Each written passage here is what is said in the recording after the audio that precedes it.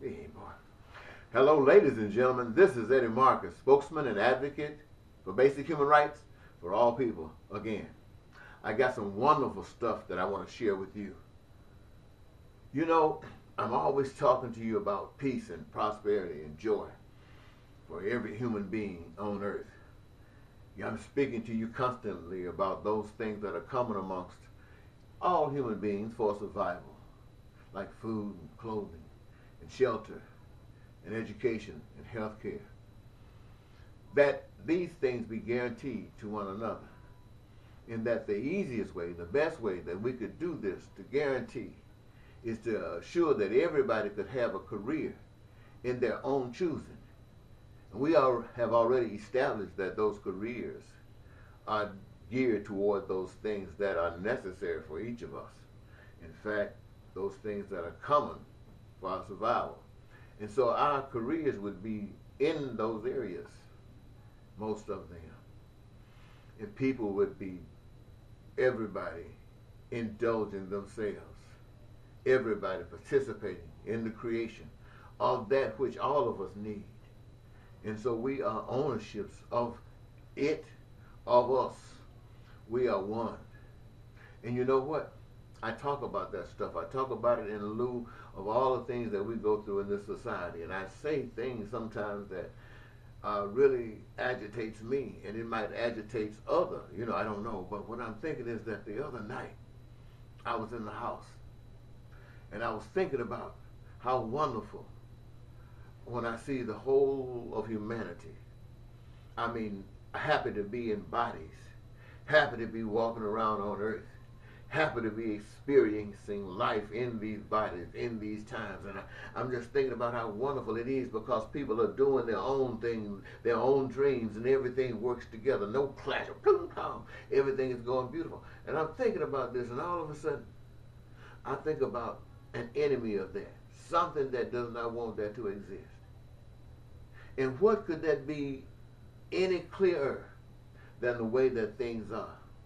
Because what I've just described, what I speak of, is so in contrast to what things are. Until when you ask yourself, then why are things like this when we can have things this way? And when you come out talking about this, there's such an opposition to it. You ask yourself, wow. And then all of a sudden, you realize that it isn't just some happenstance. There's a power out there. There's a force out there that is designed to keep things the way they are, for some strange purpose, for some reason I cannot understand, for some strange reason it seems that we as human beings cannot understand. But it is as real as life itself. Indeed, it is part of this life. And I'm thinking about it, and all of a sudden, it seems like the house was full of demons, all ready to crash down on me for talking about this wonderful thing, the way life can be for everybody. And it scared the hell out of me. I mean, hairs were sticking all on the back of my neck, and I started thinking, oh, me was just blowing my mind of what the powers that be would do to try to maintain power over peace for all of us, of joy for all of us. Woo! And it was so frightening. I'm telling you, it was absolutely frightening.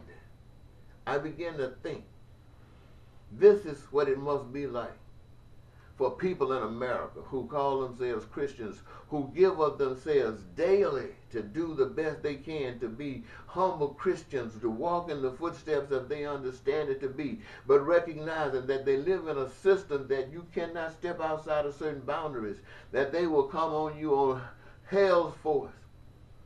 And so we have learned to say that God knows our hearts. God knows that we want to do right. But the God knows that that yoke is around our necks. And we only violate God's rule because we just want to keep on living just a little while longer. And we're hoping that one day maybe you will come and take us from all of this. Or maybe this will change if we just hang on.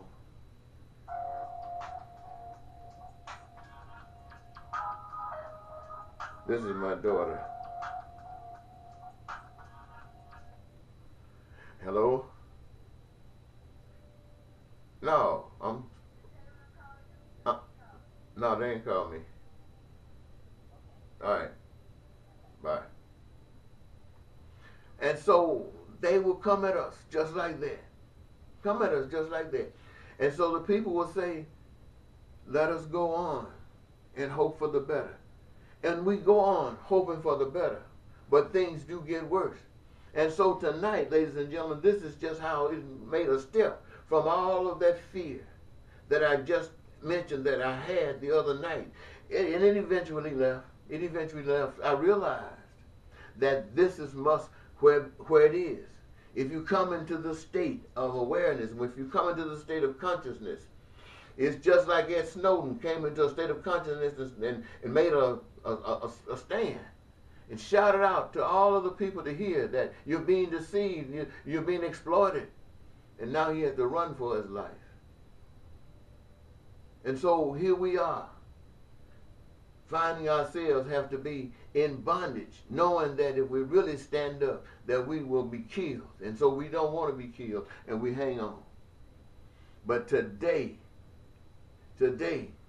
I got another revelation, and I want to tell you about that. And what is that revelation? It's on the subject matter, heaven is for those who said, well, I'm going to tell you, this is how it first came to me. It first came to me just like this. Heaven is for those who said, to hell with this bullshit. Now, you can edit that out. Edit it out. Heaven is for those who said, later for this. Later for this. You see, heaven is for those who have come to a consciousness about life itself. Most of them who have come to this awareness have been those who have been chosen to do a work for God. And they have done the work. When I say chosen, they had a situation that aroused where they had a relationship of right there, them and God. And it wiped away all doubt about God. Where other people believe in God, these now know of God. But they're not more special than you who still believe. They now have knowledge, but they have been granted this knowledge for a reason. And that is for them to stand up and become love letters to those who don't really know God. To become the salt of the earth for those who don't really know God. These now who know God are the instruments of God. So the people can see God in the middle of all this hell, in the middle of all that's going on. They can see God. I'm talking about the real God, the God of love, the God who says everybody is important. They are not out there trying to save a religion. They are not out there trying to save a race. They are saying everybody, all humankind, are of God. And let us show love one unto the other. And until we can do this, our work is undone. We have business to take care of. Out here arguing with one another. Trying to get this, trying to get that, because we're playing games. And we're only playing games because we've been trained to be like that. But heaven is made for those who have now come to the awareness that they are not going to go for it. In other words, for them to be here in these bodies, in this date and in this time, they are going to be trying to do everything they can humanly possibly do to change the way things are, to make them beautiful as God Almighty would have them.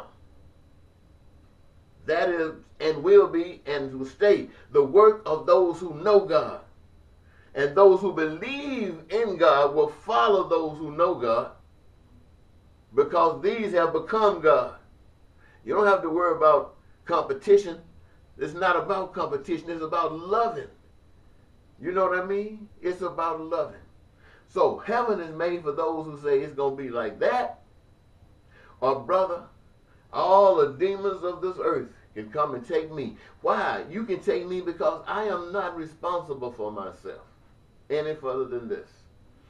I was not responsible for coming here. I am not responsible for being here this day. I recognize that. I am here by the power of some other outside of myself. And that power has instilled in me a voice that says that this is not worth having. That before I could, and anybody I see, because this is what I see in me, could go along with this, they'd have to be, they'd have to be in chains and down, beat down, they can't do a thing. And when they were released, they'd go right on back to taking care of business. So they'd have to kill them. They'd have to. But then they say, we're going to die anyway. And if I got to die, let me die feeling peace. Let me die feeling prosperous. And let me die feeling joy. Because this joy I have, the world didn't give it to me. And the world can't take it away. When you're doing what the Master wants you to do, ladies and gentlemen, I want you to know that when you didn't know God, you looked at things one way. But when you came into the knowledge of God, you saw things totally different. I mean, so different, so different. What was pain is now gain. What was something you want to stay away from, now it's something that you run to.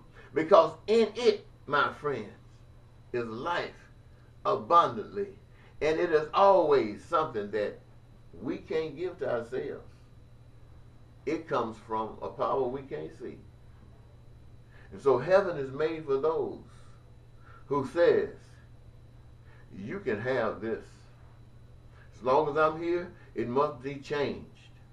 Or you got to send me on where people like me are supposed to go. Hey, that's the way it is. Now, ladies and gentlemen, I hope you can get something out of that message. I got something out of it. And I just shared it with you. So it's all on you.